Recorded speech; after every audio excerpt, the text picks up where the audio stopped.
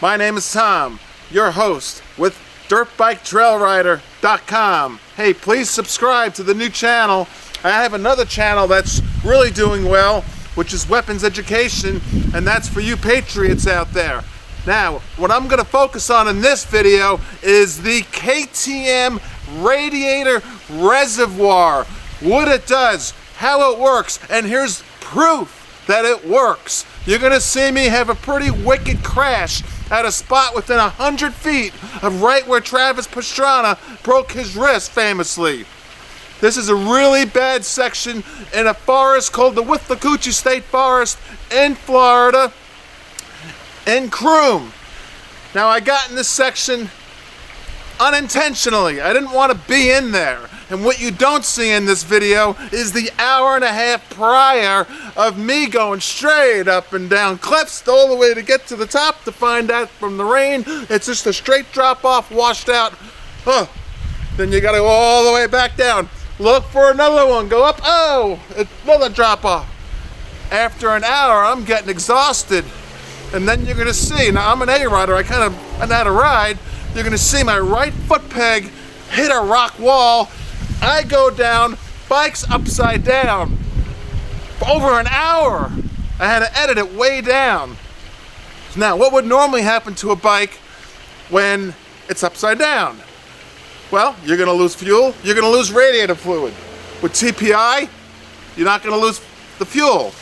But with the radiator reservoir, you're not gonna lose your radiator fluid.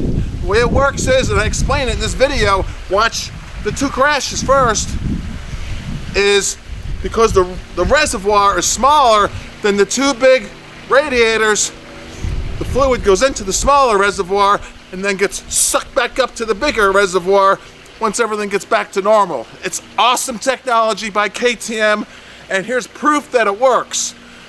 I'm gonna explain as I ride how it works in detail. So have patience and watch some of this cool footage.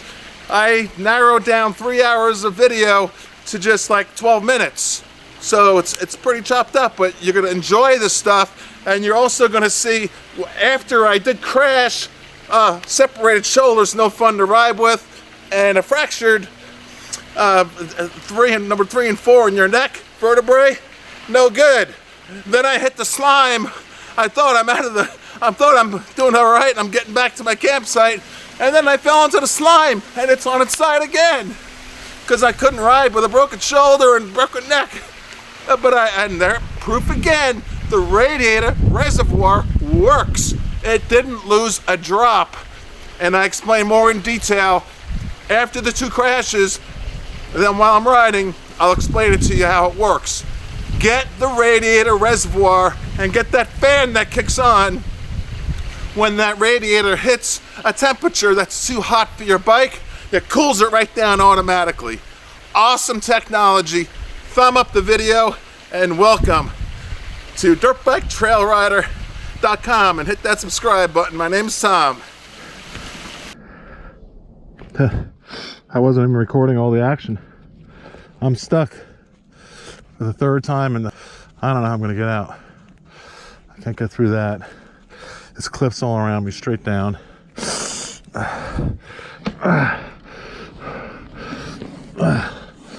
Oh, I don't want to go down, I want to go up.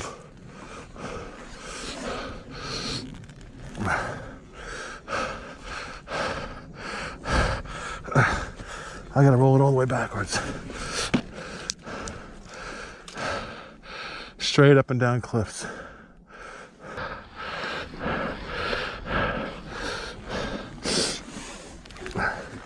Here, I'll go that way.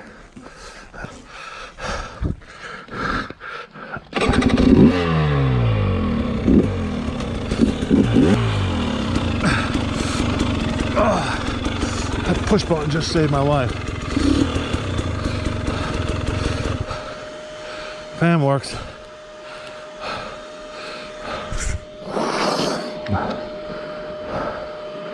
Out of water.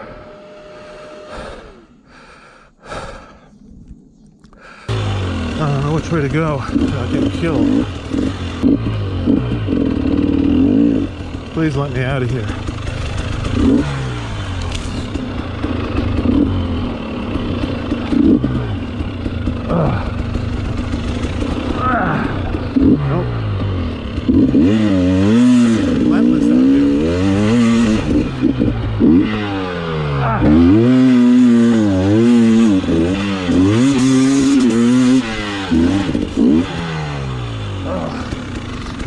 break in a new bike.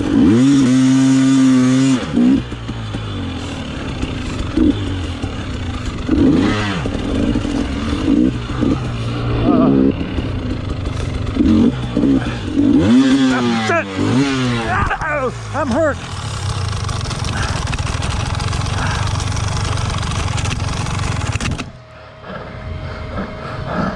I'm hurt. I hit my head.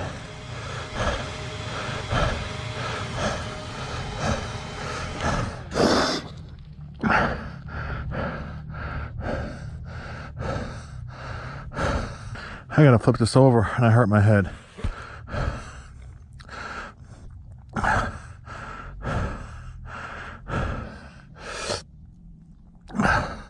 I wasn't expecting this to be a solid rock when I hit it. I don't know, I'm gonna get out of here. I think so.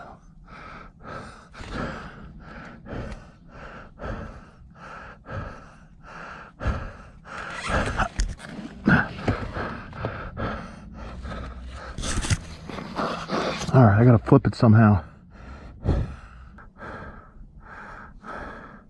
How do I flip it? With a broken shoulder. Oh, oh God. Ah!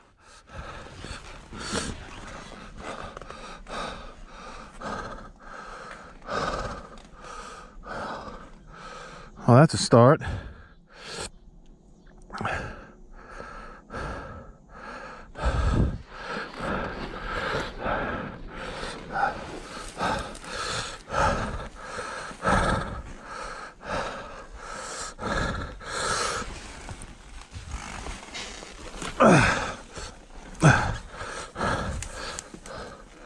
I still got to get out of here. My shoulder.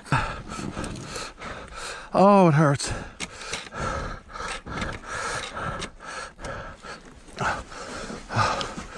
This cliff is about as tall as me. Nothing's broke. Oh God, that hurts. I gotta get out of here, man.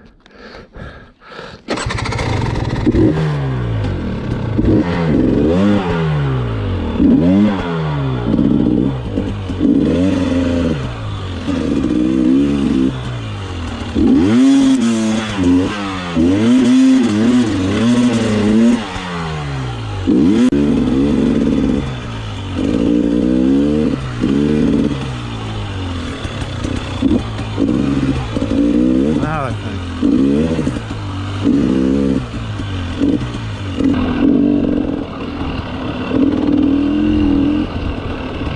Oh, at least I know where I'm at. Oh, I'm never going there again.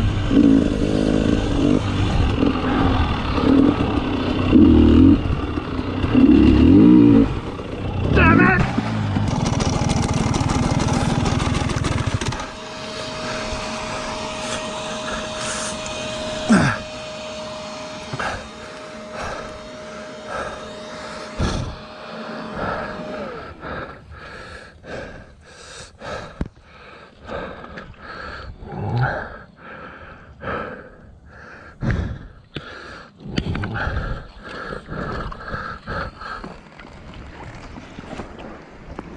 Ah!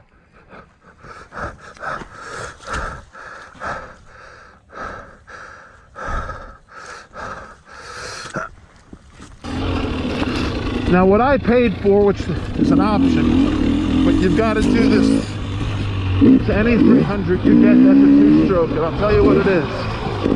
It's a fan for your radiator, plus the radiator reservoir. Now, I am in total shock and awe as to what that radiator reservoir does. Okay, we're all used to bikes overheating. Doing this kind of clutch work. God, look how this thing looks. It just rips through this stuff. Anyway, I got into a situation in that Grand Canyon Trials area, and I ended up flipping the bike up upside down, flipped it upside down, and it stayed standing, balanced. Okay, I fell into this tunnel type of cliff area.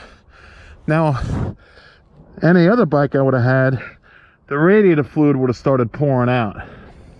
The gas would have started pouring out of the carb, etc. And your mind is thinking, I gotta get that bike flipped over. Well, in this case, I was kind of hurt. I hit my head hard, injured my neck, and I really bashed my shoulder.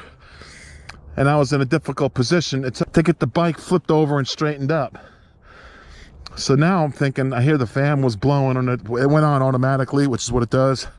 I'm thinking, oh my gosh, I don't smell radiator fluid, but I don't know what that radiator reservoir, if it's gonna work the way the mechanic explained.